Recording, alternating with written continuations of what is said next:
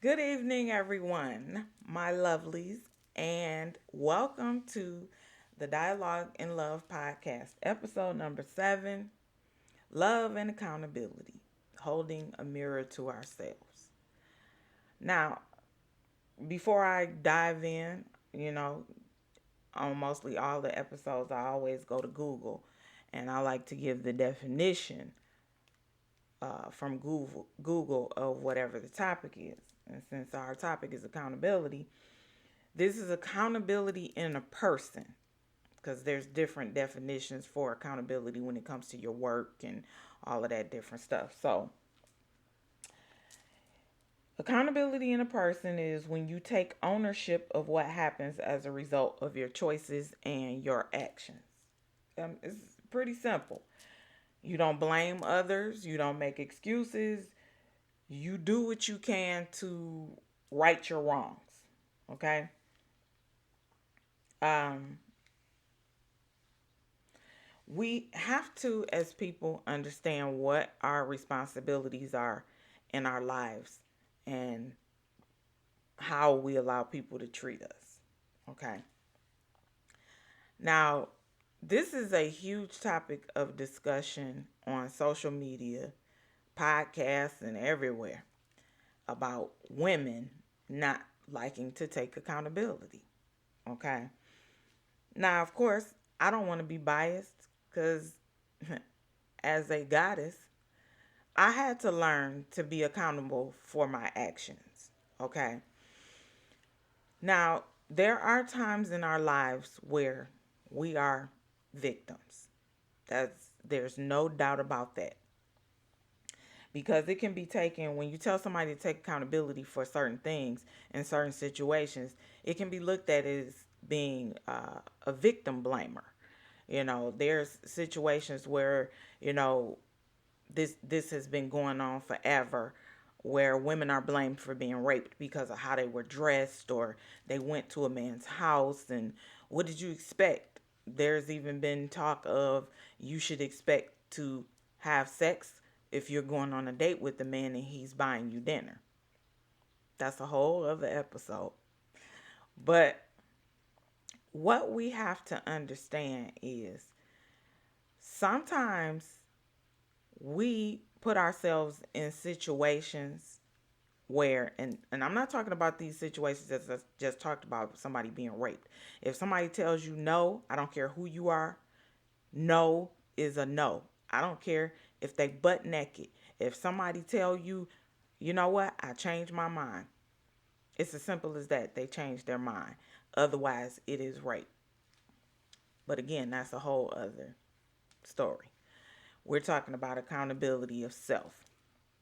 Now, I like to use analogies because sometimes when you just say things cut and dry, people don't really get the gist of it. But when you give an analogy or you tell a story about something, then they can understand it better. I took to doing that because I can be misunderstood in how I convey things. So I like to tell stories. Okay. Now, in previous episodes, I have discussed where in my marriage certain things occurred, which some of them were infidelity. Okay. Now, being in that relationship, I was with this person for 27 years and we were married for 16 years. And when one thing happened, I said, okay, I'm going to give this person the benefit of the doubt because I love him. And, people mess up all the time. So I don't want to give up on our relationship. I love him. We done started a family and all of this stuff. So I'm not just going to walk away. Now, that was where I should have kept certain things in my mental Rolodex, but I didn't. So then we stayed together, and then more things started to happen. It was a repeated cycle of infidelity. It didn't just happen one time, it kept happening over and over and over again All types of things were revealed. I saw things with my own eyes. There was proof of everything that was going on. And I would cry, I would scream, I would holler, I would argue, and all of this stuff. But ultimately, I would stay. Now, the question you have to ask yourself is, why? Why do you want to stay with this person? So it got to a point where I started saying, what is the point of you looking through his phone? What is the point of you fussing and arguing and crying if you're not going to leave? Are you ready to leave? These are questions I had to ask myself. And if the answer was no, I'm not ready to leave because I want to stay. Well, shut the hell up. That's really the bottom line. Like, it makes no sense to continuously cry and whine about all of the stuff that the person is doing. You going and finding stuff, you seeing things that you know your gut is telling you are there. But what is the point if you are not going to leave? What's the point in arguing and fussing and not speaking to him for 2 or 3 days when all you're going to do is repeat that cycle of, I'm mad for a few days. He going to say he's sorry. We going to make up. We going to have sex, and then we going to go back to the same thing. I constantly sat around waiting for the next shoe to drop because I knew something else was going to happen. Now, I never took accountability for keeping myself in that situation. I never took accountability while I was in it. I never took accountability for the fact that I continued to stay knowing the history of this person, knowing deep down inside that it was going to happen again. Your gut tells you everything you need to know. That's your intuition. And when you don't listen, you continuously get fucked over, for the lack of a better phrase. That's what happens when you don't listen to your gut. You have that intuition for a reason. Okay? Now, what ultimately ended up happening after the relationship and the marriage was over, I had to sit down with myself and say, because I kept still saying, he did this to me, he did this, and I was going over all the things that this person did to me. And it was like, why did you let that happen to you? You can't put all of the blame on him because he couldn't have treated you like that if you didn't let him. Now, I tried to leave on more than one occasion, but I ended up going back because I just wasn't ready to leave. That love that I have for him and wanting to keep my family intact kept me there. So when I started going through therapy and I started journaling and I wrote down certain things and I went back and read over it, it was like, okay, what part did you play in this? Because I was being accused, and that, I was being accused of cheating and all that kind of stuff, and I wasn't doing any of those things. But it was like everything that this person did, it was because you gave them the bullets to put in that gun to shoot you with. It's like somebody telling you, I'm going to kill you. And you say, okay. And you go out and buy them a gun, and you go give them bullets. You got to buy them a knife, and you buy them, hey, go to the hardware store and give me some rope. Okay. And you go buy all this stuff and give it to them. And then when they turn around and turn the gun or the knife and tie you up, why are you doing this to me? They told you, they warned you that they were going to kill you, and you gave them everything they needed to do it. So that's chaotic. That's downright stupid. So, and I'm not calling anyone stupid, but what I want people to understand is the things that you see other people doing that you have so much judgment about, you can sit on the phone and talk to your homies and say, girl, so-and-so doing such and such, and she letting him do A, B, and C, when you're over here letting your man or whoever do D, E, and F. The pot calling the kettle black. You can see it when it's someone else, but you can't see yourself. That's where accountability comes in at. You have to sit down and look at yourself and say, you know what? How did I allow this to happen? How did this happen to me? Because nobody was forcing you to stay. You chose to stay. Now, there are situations that we get in and it's like, okay, I don't have no control over this. I'm stuck. Ain't nothing I can do about this. But when you are in an abusive relationship or you're with somebody who everything about this person is a negative. You spend the vast majority of your time thinking about or talking about all the negative aspects of this person, but you never think about the positive. And if you're called into question, you have to think about it like, does the good outweigh the bad? You have to ask yourself these questions, because if you continue to be with somebody and this person is not giving you whatever it is that you need, whether it be emotionally, psychologically, physically, or monetarily, or whatever it is, if they're not giving you what you need, why are you with them? And it can't just be, well, I love them. Because it has to be more, because love is not enough. We get told all the time, it's been, well, love conquers all. And love is, love will heal. And no, because it turns into toxicity when you're not getting what it is that you need. I thought that love was enough. I thought that loving this person and being there for them and not giving up on them and, saying, oh, well, they messed up, making excuse after excuse after excuse for the person's behavior is not beneficial to you, because this person treated you that way because you allowed them to. If you meet somebody and you can't answer certain questions, say for instance, you meet somebody new and you and this person get together and it's only been through text that you've been talking. There's been no telephone contact. There's been no dates. You haven't been anywhere. Y'all just been texting for 3 months. And then you going and telling all your friends or whoever, yeah, my boo. Oh, when did you get a boo? Oh, yeah, me and them been talking for 3 months. I ain't heard you talk about going out with them. Oh, no, we just been texting. You know nothing about this person other than what they're giving you through text words.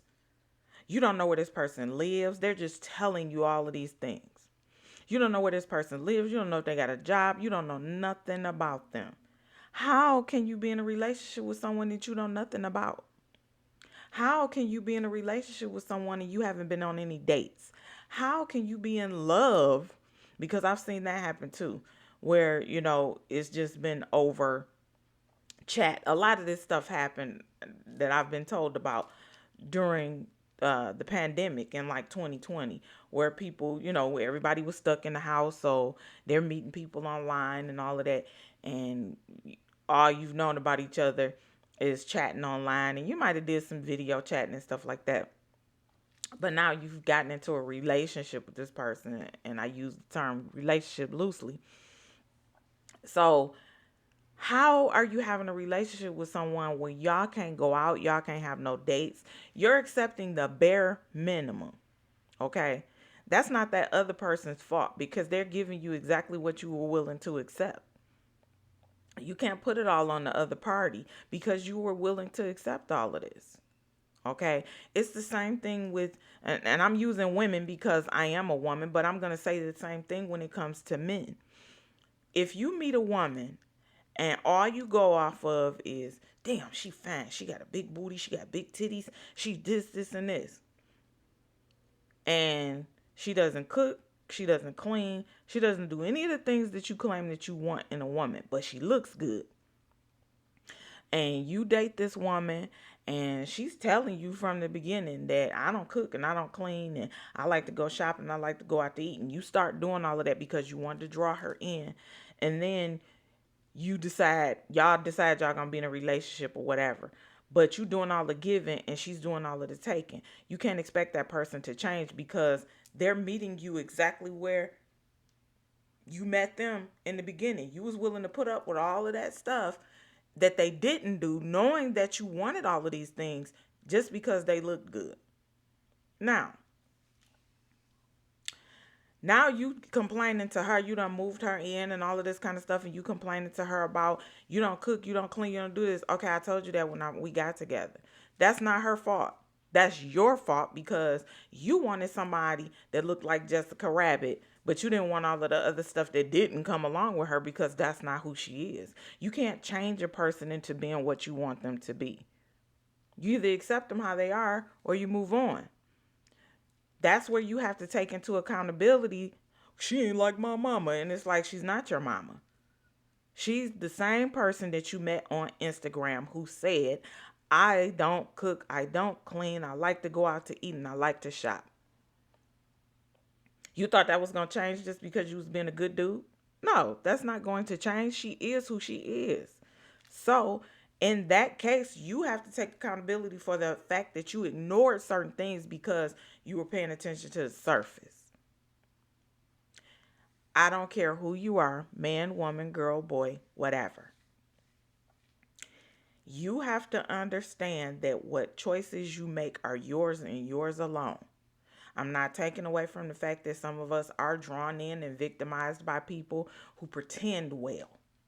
But if somebody's showing you something, because we can talk all day long, I can sit here and tell you that I'm 6'5" and I weigh 120 pounds, and you're sitting here looking at me. You can look at me first of all and tell, girlfriend, you're not 120, and you're sitting down, but I know you ain't 6'5". But I can sit here and be like, yes, I am. I'm 6'5" and I'm 120 pounds, and I don't care what you say. You can't tell me. I know who I am. And if you say, okay, you right, you are. And then we meet each other in person and you look me up and down and be like, I knew you wasn't 120 and 6'5". You know that looking at me. It was obvious that I was none of what I said I was. But you went along with it anyway. For whatever your reasons are.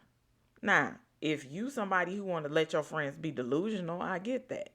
Be like, you know what, go ahead and let her have it. But we know this heifer ain't no 6'5" and 120 pounds.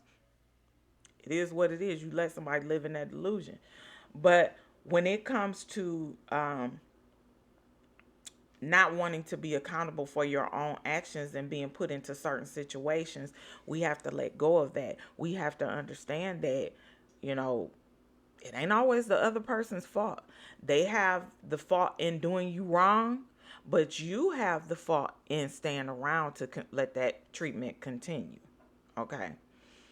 Um. Also, we have to understand.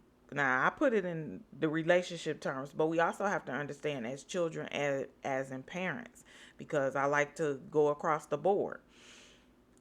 Accountability as a parent is apologizing to your children for doing or saying things that you know wasn't beneficial to them. You hurt them in certain ways. Maybe you weren't there for them when they were young, or you didn't show up for them the way they wanted you to. Maybe you were just a young kid. You was only 16, 17 having a kid, and you were a baby raising a baby. So you didn't know how to be a parent. Take accountability for that. Don't make excuses for that. When your child becomes an adult and they sit down and they tell you, and maybe you might even have to ask them, because sometimes we hold things in because, I don't want to disrespect my parent. But you have to ask them, how do you think I did as a kid? And accept whatever their answer is, good, bad, or indifferent. And you apologize to them for your treatment. Children. As children to parents, we have to be accountable for our behaviors as well, because sometimes kids are hellions when they coming up. They run amok over their parents. They send them through the ringer with their behaviors, getting kicked out of school, running the streets, drinking, smoking, doing all of this stuff that they shouldn't be doing in their underage. And you had parents who were there for you, who did take good care of you. You didn't have these things that you were doing as examples. You can't blame them. Those were your own choices. You have your own mind. You can't pick and choose when it's convenient to say, I want to do whatever I want to do. But then when you fucking up, well, if it wasn't for my mama, then I wouldn't have been. No, you can't do that. You know right from wrong. You were taught what you were supposed to do and what you weren't supposed to do. Because if you didn't think it was wrong, you wouldn't sneak. You know it's wrong. You did it because you wanted to, not because of your home life, not because you didn't have designer clothes, not because you didn't have expensive gym shoes. You did what you wanted to do because that's what you wanted to do. You can't blame your friends, because your actions are ultimately your decision. You have to be accountable. Take responsibility for the things that you've done. Now, I'm not saying that a lot of people didn't grow up in environments where they felt like they had to do certain things or they were put into certain situations that they thought were normal. It was certain things that I saw growing up that I thought that all adults did. And when I got older and outside influences was like, no, this is a bad thing, it was like, oh. But you don't know because you're a little bitty kid and it's all you've ever seen. For a long time, it was certain people that I was around. I didn't know they were alcoholics, even though I saw them drinking every single solitary day. I didn't know they were alcoholics. I just thought they liked to drink every day. But when I got older and this person got sick, and it was like, why they sick? Why they having withdrawals? Because they didn't get a chance to have a drink today. And it's like, my 20 years, I didn't know they was an alcoholic because it was normal. That you don't know because you were in that environment. But when it comes to making certain decisions in your life, you can go one way or the other. The choice is always ultimately yours. Just because you had a parent that may have drank and got high and all of that kind of stuff, that doesn't mean you have to do it. Because if you don't like, it's just like cigarette smoke. Now, I've never smoked cigarettes. I've always hated them. I hate the way they smell. They smell nasty. They look nasty. And people I know have terrible breath from smoking cigarettes. I never liked them, so I never wanted to indulge. It was like, ugh, why would I want to do that? And I hated my whole life. Now, I know people who would cuss people out and be mad at people around them for smoking. And they grew up and they started smoking cigarettes. Now, that was their decision. They chose to do that. Now, as I was coming up, I never smoked marijuana. I liked the way it smelled, didn't see nothing wrong with it, didn't judge nobody else for doing it. I was 47 the first time I ever smoked because that was my choice. I didn't want to smoke when I was in high school or when I was younger. That was a choice. Even though I grew up around it my whole life, again, I saw a lot of things growing up that little children should not have been aware of, and I thought it was normal. But I didn't do it because I didn't want to. If I wanted to, I would have did it. Now, when I was in high school, yes, I did drink alcohol underage and all of that kind of stuff. But it wasn't one of those situations where it had me so caught up that I was getting myself in trouble and stealing cars and going to jail and all of that type of stuff. Once again, ultimately, the choice is yours. Our parents mold us and they guide us, but we make our own decisions. So we can't blame anyone but ourselves for the outcomes when we take the path that we know we shouldn't be on. Now, as parents, we like to take credit for when our children are good. Oh, yes, I raised a stellar child and they got straight A's and they're in college and blah, blah, blah. But we don't always want to take um, credit for when they messing up. Because I can tell you right now, if either one of my kids was to be a mathematician, they ain't shit to do with me because I don't know nothing about math other than the basics. You try to give me some algebra, calculus, any of that, hey, ain't going to happen. If I can't add, subtract, multiply, and divide it, I can't help you. So my child is smart because they smart or because they applied themselves. But I ain't taking responsibility for the negative shit they did either because I know I taught them better. If your kid is smart, your kid is smart and be proud of them, but you don't take credit for any and everything they do, whether it's good, bad, or indifferent, unless you are actually responsible for it. Because you can't force nobody to be something that they don't want to be. You can't make your child be something that they don't want to be. Because if you do, they're going to be miserable. And then again, as parents, we have to take accountability for that misery in the child if you making them do something they only doing it because they want to please you. You ask questions. That's a problem, I feel when it comes to parents and children as well, is not asking your children what they want, not asking them what they want to do when it comes to careers and stuff like that. I mean, when you got a little kid and you say, hey, do you want something to eat? And they say, yeah. And you say, what do you want? And they say, well, I just want to eat French fries and jelly beans. Well, that's not healthy for them. So you have to bring a happy medium. Okay, well, you're going to have French fries, but you're also going to have a little vegetables, and you're going to have a little, hamburger or whatever to go with this. And then later on, I give you a few jelly beans. Cool, cool. Okay. But what we ultimately have to understand as people is that there are certain things that are going to occur in our lives that we can't put the blame on somebody else. We have to take responsibility and be accountable for the things that we have put out there that may have caused some type of negative effect on our lives. And it's up to us after we become accountable to fix it. Whether that looks like apologizing, paying some money back, fixing somebody's car, house, whatever it is. I'm a big fan of Judge Mathis, and I watch it and I see people on there suing because they let somebody borrow their car and they got into an accident, and then when the car was all tore up and it came time to pay the person back, they'll say the defendant might be like, well, I don't feel like I should pay. Why? Because they let me drive and they didn't have any insurance.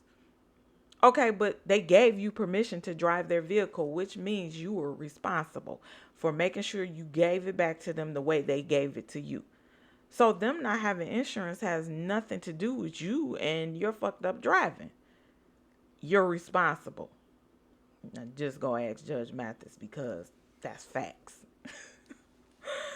But ultimately, it it's better, even if it doesn't feel good, to take accountability for whatever it is that we do, whether it be good, bad, or indifferent. You'll feel better, even though it was a hard thing for you to do, but you'll feel better that you took responsibility for something and just said, yep, you know what, I was wrong. And that's hard to do. I was wrong and I apologize. But you'll feel better that you did it. And it might even mend relationships that you have. All right, so that is it for this week. I thank you all so much for again tuning in, listening to what I had to say. I appreciate everyone who has followed, watched, shared, tune in every week, give a like, thumbs up, and help me grow on YouTube. Help me grow on Facebook. Help me grow on Spotify. Help me grow on all of these different platforms because I just want to help people. And, even though love ain't always the answer to everything, but as long as there's love, there's always going to be something to talk about, something to grow from, and something to heal from. So I'm sending you all peace, positive energy, and healing vibes. And I'll see you soon, macaroons. Let's dialogue in love. Bye.